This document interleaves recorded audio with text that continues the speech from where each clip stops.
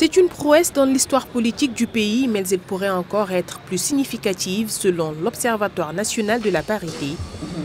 À la suite des élections, nous avons aussi remarqué chez les femmes, comme chez les hommes en tout cas, un exercice effectif de la citoyenneté des femmes, parce que les femmes, quand elles ont senti qu'elles ont été lésées dans l'accès à leur droit à la représentation paritaire, elles ont intenté des recours au niveau des juridictions compétentes.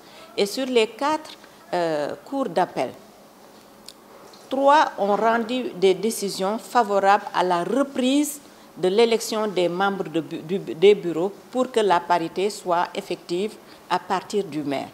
Pour nous, ça c'est extrêmement important. Il n'y a que la cour d'appel de la région de Kaolack et toutes les régions qu'elle couvre qui n'a pas donc rendu une décision pareille, en tout cas en faveur de la parité. Et donc les requérants vont aller vers la Cour suprême, laquelle Cour suprême, je rappelle, en 2014 avait justement ordonné que tous les bureaux non paritaires, que l'élection soit reprise. 18 femmes maires pour un pays qui compte plus de 600 collectivités territoriales et 557 communes. Des efforts restent à faire et pour cela, les femmes doivent s'imposer davantage.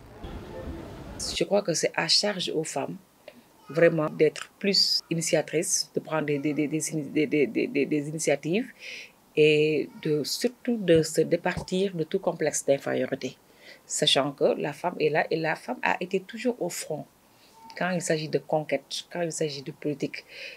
Je m'en peux vous dire les conquêtes.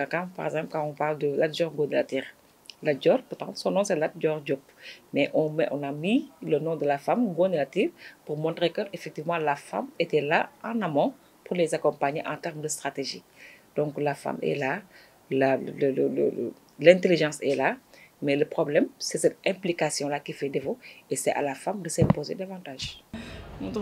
Pour affirmer leur position, les femmes devront aussi mieux s'outiller pour relever les défis auxquels elles devront faire face. Le combat que je mène pour davantage propulser la femme au devant de la scène, c'est de tout dérouler avec la femme, avec et pour la femme. Je l'ai dit tantôt, la femme, elle est là, ses capacités sont là. Et aussi, on est dans un pays où actuellement la parité est une réalité. Parce que n'oubliez pas que c'est une politique qui avait été initiée par Maître Abdoulaye Wade. Mais la mise en œuvre, c'est avec le magistère du président Macky Sall. Donc on ne peut pas vouloir une chose et son contraire.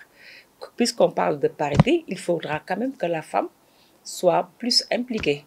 Et pour cela aussi, aller vers les formations. Quand on parle de politique, la femme doit être outillée.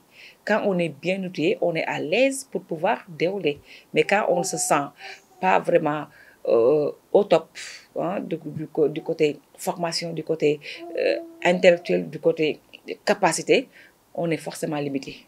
Parce qu'on n'a pas le courage qu'il faut pour pouvoir aller au-devant et faire face aux hommes. Au Sénégal, la loi sur la parité s'applique à toutes les fonctions totalement ou partiellement électives. Pour ces femmes, les autorités administratives doivent veiller au respect strict des dispositions de la loi pour une meilleure équité hommes-femmes dans les instances de décision.